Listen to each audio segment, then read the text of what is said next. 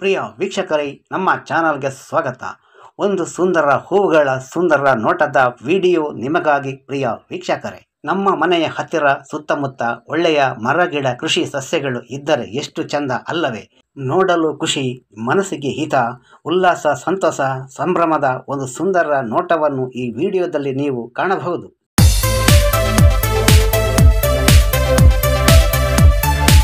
ಇದು ನಮ್ಮ ಮನೆಯಲ್ಲಿ ಇಂದು ಬೆಳಗ್ಗಿನ ಜಾವದಲ್ಲಿ ಅರಳಿದ ಕಾಫಿ ಗಿಡದಲ್ಲಿ ಆಗಿರುವಂತಹ ಹೂವಿನ ಒಂದು ಸುಂದರವಾದ ದೃಶ್ಯ. ಈ ಒಂದು ಹೂವಿನ ಕಾಫಿಯ ಗಿಡದಲ್ಲಿ ಬಹಳಷ್ಟು ಜೇನುನೊಣಗಳು, ಬೇರೆ ಬೇರೆ ರೀತಿಯ ಮುಜಂಟಿ ನೊಣಗಳು ಮತ್ತು ಹೆಜ್ಜೇನು ಈ ರೀತಿಯ ಬಹಳಷ್ಟು ಜೇನುನೊಣಗಳು ಬಂದು ಪರಾಗವನ್ನು ಸಂಗ್ರಹ ಮಾಡುತ್ತಾ ಇದೆ.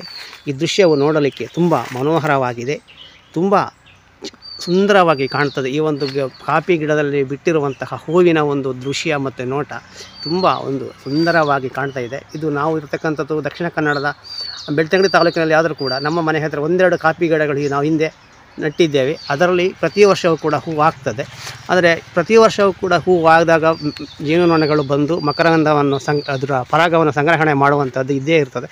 ಆದರೆ ಈ ಒಂದು ದೃಶ್ಯವನ್ನು ನಿಮಗೆಲ್ಲರಿಗೆ ತೋರಿಸಬೇಕು ಅನ್ನೋ ಒಂದು ದೃಷ್ಟಿಯಿಂದ ನಾನು ಈ ಒಂದು ವಿಡಿಯೋವನ್ನು ಮಾಡ್ತಾ ಇದ್ದೇನೆ. ಯಾಕಂತ ಹೇಳಿದರೆ, ಇವತ್ತು ಪರಿಸರದಲ್ಲಿ ಜೇನುನೊಣಗಳಿಗೆ ಮತ್ತು ಬಹಳಷ್ಟು ಜೀವಿಗಳಿಗೆ ಆಹಾರದ ಒಂದು ಕೊರತೆ ಆಗ್ತಾ ಇದೆ. ಹೂವುಗಳಿಲ್ಲ, ಮರಗಳಿಲ್ಲ, ಗಿಡಗಳಿಲ್ಲ. ಹಾಗೂ ಕೃಷಿ ಭೂಮಿಯಲ್ಲಿರ್ತಕ್ಕಂಥ ಕೃಷಿ ಗಿಡಗಳು, ಮರಗಳು ಕೂಡ ಈ ಒಂದು ಜೇನಿನ ಒಂದು ಜೀವನಕ್ಕೆ ಒಂದು ಸಹಕಾರಿ ಆಗಬೇಕಾದ್ರೆ ಇಂತಹ ಎಲ್ಲ ಕೃಷಿಗಳು ಇದ್ದಾಗ ಮಾತ್ರ ಅದು ಕೂಡ ಒಂದು ಒಳ್ಳೆಯದು ಒಂದು ಆಗ್ತದೆ. ಮತ್ತು ಪರಿಸರದಲ್ಲಿ ಜೇನು ನೊಣಗಳು ಉಳಿಯುತ್ತದೆ, ಅದಕ್ಕೆ ಆಹಾರವು ದೊರೆಯುತ್ತದೆ.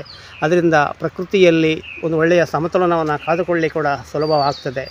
ಆದ್ದರಿಂದ ನಾವೆಲ್ಲರೂ ಕೂಡ ನಮ್ಮ ಮನೆಗಳಲ್ಲಿ ಸುತ್ತಮುತ್ತ ಅಂಗಳದಲ್ಲಿ ಸ್ಥಳಾವಕಾಶ ಇರುವ ಪ್ರದೇಶಗಳಲ್ಲಿ ಎಲ್ಲರೂ ಕೂಡ ಈ ರೀತಿಯ ಹೂ ಬಿಡುವಂತಹ, ಹಣ್ಣು ಬರುವಂತಹ, ಜೇನು ಬರುವಂತಹ, ಪರಾಗ ಇರುವಂತಹ ಮರ ಗಿಡಗಳು, ಕೃಷಿ ಉತ್ಪನ್ನಗಳನ್ನು ನಾವು ಬೆಳೆಸುವಂಥದ್ದು ಕೂಡ ಜೇನುನೊಣಗಳಿಗೆ ತುಂಬ ಒಂದು ಸಹಾಯ ಆಗ್ತದೆ.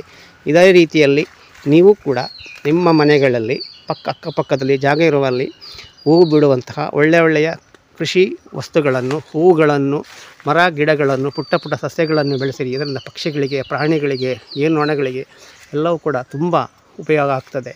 ಹಾಗೆ ಇದು ನಮ್ಮ ಕಡೆಯಿಂದ ಪ್ರಕೃತಿಯನ್ನು ಉಳಿಸುವ ನಿಟ್ಟಿನಲ್ಲಿ ನಮ್ಮದು ಕೂಡ ಒಂದು ಒಳ್ಳೆಯ ಒಂದು ಸುಂದರವಾದಂತಹ ಕೆಲಸ ಆಗ್ತದೆ. ಅದಕ್ಕೆ ನಾವೆಲ್ಲರೂ ಕೈ ಜೋಡಿಸೋಣ ಮತ್ತು ಪ್ರಾಣಿ ಪಕ್ಷಿಗಳಿಗೆ ಸ್ವಲ್ಪ ಆಹಾರವನ್ನು ಕೊಡುವ ನಿಟ್ಟಿನಲ್ಲಿ ಕೂಡ ಪ್ರಯತ್ನವನ್ನು ಮಾಡೋಣ. ಈಗ ಬೇಸಿಗೆ, ಬಹಳಷ್ಟು ಬಿಸಿಲಿದೆ, ಬಹಳಷ್ಟು ತಾಪಮಾನ ಜಾಸ್ತಿಯಾಗಿದೆ.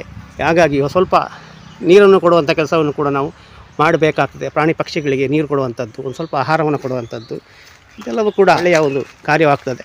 ಹಾಗೆ ಈ ಒಂದು ವಿಡಿಯೋವನ್ನು ನೋಡಿ ನಿಮಗೂ ಕೂಡ ಖುಷಿಯಾಗ್ಬೋದು. ಹಾಗೆ ನಿಮ್ಮ ಮನೆ ಹತ್ತಿರದ ಕೂಡ ಇಂಥ ರೀತಿಯ ಗಿಡಗಳಿದ್ದರೆ, ಸಸ್ಯಗಳಿದ್ದರೆ ಅದರ ಬಗ್ಗೆ ಕೂಡ ನಮಗೆ ಒಂದು ಕಾಮೆಂಟ್ಸ್ಗಳನ್ನು ಮಾಡಿ ಮಾಹಿತಿಯನ್ನು ಹಾಕಿ. ಹಾಗೆಯೇ ಪ್ರಕೃತಿಯ ಒಂದು ಸಮತೋಲನ ದೃಷ್ಟಿಯಿಂದ ಎಲ್ಲವೂ ಕೂಡ ಭೂಮಿಯ ಮೇಲೆ ಇರಬೇಕಾಗ್ತದೆ. ಮಳೆ, ಪಕ್ಷಿ ಎಲ್ಲ ಜೀವಿಗಳಿಗೂ ಕೂಡ ಆಹಾರ ಎನ್ನುವಂಥದ್ದು ಬಹಳ ಒಂದು ಸರಪಳಿಯಾಗಿದೆ, ದೊಡ್ಡ ಒಂದು ಸರಪಳಿಯ ಕೊಂಡಿಯಾಗಿದೆ. ಆ ಒಂದು ನಿಟ್ಟಿನಲ್ಲಿ ಇವೆಲ್ಲವೂ ಕೂಡ ಬಹಳಷ್ಟು ದೊಡ್ಡ ಪಾತ್ರವನ್ನು ವಹಿಸ್ತದೆ. ನಮ್ಮ ಜೀವನದಲ್ಲಿ ಕೂಡ ಆಹಾರ ಇರ್ಬೋದು, ಜೀವನಕ್ಕೆ ಬೇಕಾದ ಆಧಾರ ಇರ್ಬೋದು, ಆಹಾರ ಇರ್ಬೋದು, ಇವೆಲ್ಲವೂ ಕೂಡ ಒಂದಕ್ಕೊಂದು ಪೂರಕವಾಗಿರ್ತದೆ, ಒಂದಕ್ಕೊಂದು ಸಂಬಂಧವನ್ನು ಹೊಂದಿದೆ. ಆದ್ದರಿಂದ ಇವೆಲ್ಲವೂ ಕೂಡ ನಮ್ಮ ಸುತ್ತಮುತ್ತ ಇರುವಂಥದ್ದು ಕೂಡ ಬಹಳ ಅವಶ್ಯಕವಾಗಿದೆ. ಒಳ್ಳೆಯ ಗಾಳಿ, ಒಳ್ಳೆಯ ನೀರು, ಒಳ್ಳೆಯ ವಾತಾವರಣ, ಒಳ್ಳೆಯ ಪರಿಸರದ ದೃಷ್ಟಿಯಿಂದ ಇವೆಲ್ಲವೂ ಕೂಡ ನಮ್ಮಲ್ಲಿ ಇರಬೇಕಾಗ್ತದೆ. ಇವೆಲ್ಲ ಇದ್ದಾಗ ಮಾತ್ರ ಒಂದು ಮನುಷ್ಯನು ಕೂಡ ಒಂದು ಪ್ರಕೃತಿಯೊಂದಿಗೆ ಸಮತೋಲನದೊಂದಿಗೆ ಒಂದು ಸುಸ್ಥಿರವಾದ, ಸುಗಮವಾದ, ಸುಂದರವಾದ ಬದುಕನ್ನು ನಡೆಸಲಿಕ್ಕೆ ಸಾಧ್ಯವಾಗ್ತದೆ ಅನ್ನುವಂಥದ್ದು ಕೂಡ ಬಹಳ ಒಂದು ಮುಖ್ಯವಾದ ವಿಚಾರವಾಗಿರ್ತದೆ ಬಂಧುಗಳೇ. ಹಾಗೆಯೇ ನಮ್ಮ ಈ ಚಾನಲನ್ನು ಮೊದಲ ಬಾರಿಗೆ ನೋಡುತ್ತಿದ್ದರೆ ದಯವಿಟ್ಟು ಸಬ್ಸ್ಕ್ರೈಬ್ ಮಾಡಲು, ಲೈಕ್ ಮಾಡಲು, ಶೇರ್ ಮಾಡಲು ಮರೆಯದಿರಿ. ಹಾಗೆಯೇ ಜೇನುನೊಣವು ಕಾಫಿ ಹೂವಿನಿಂದ ಪರಾಗವನ್ನು ಸಂಗ್ರಹಿಸುವ ಒಂದು ಸುಂದರ ದೃಶ್ಯವನ್ನು ಕೊನೆಯವರೆಗೂ ನೋಡಿರಿ.